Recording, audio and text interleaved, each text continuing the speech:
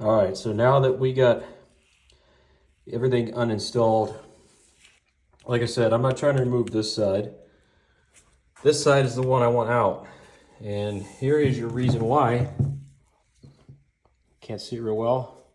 She has been cracked from being pressed in. And I had a coolant leak coming straight through there. Also, this bolt was leaking as well. That obviously was not tightened down enough.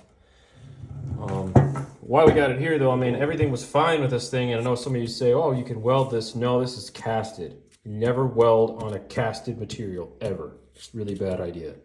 I don't care what anybody says.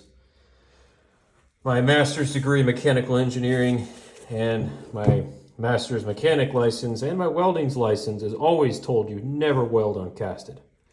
You gotta replace. Some people say, oh, you could JB weld that. That's not gonna last, guys. All right, toss it. I don't care that it's expensive. I don't care that it sucks. That's just the nature of the beast, man. Like, some of these parts are gonna be expensive. And this part right now on the market retails at $450. Just this part alone. This is the most important part of it. This is the lifeblood of your truck. You gotta have this part. So let's talk about gaskets. They always say, well, you remove it, you replace it. This is a brand new one. I'm not gonna replace it, guys, okay? It's working just fine.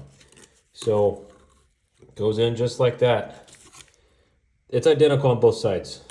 Just gotta get the orientation correct. Now you can imagine what I just showed you, all that finagling. These have to go in first. That's why it's such a pain in the butt. So if it's just like that, you can't see the surface when you're putting it on there. So it keeps falling on the ground and whatnot. You get junk all over, then you gotta start over again. You're gonna hate your life by the time you get these on. But once you're on and you're good.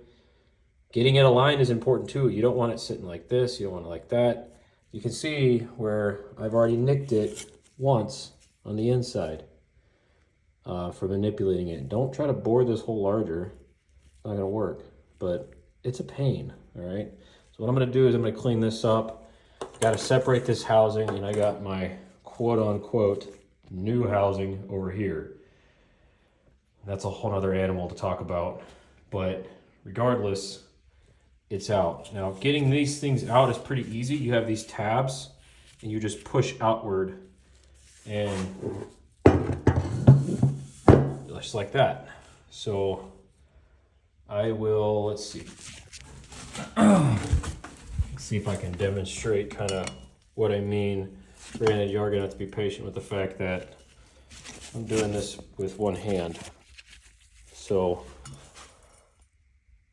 push out, kind of just fight it. It won't, that shouldn't be that difficult, to be honest with you, because it's already kind of started coming out. So now you're just gonna come in here, push again, and see, look, it's already wanting to work its way out. And you just keep pushing on it. And it'll come out, just give it time. So just make sure that you're pushing the right direction. So you can see that I got the long end there. I'm using this as leverage. Trying to get in there and just push down and out and away from the body. Eventually, you'll get it to a point where you can kind of wedge inside here, like so. And you can get that piece in here like that. See, she might even come out on camera for y'all. See, that's how I know I did it right first time.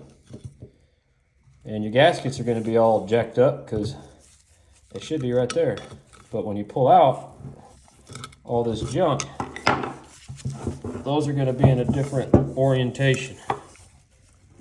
I'm gonna, let's see if I can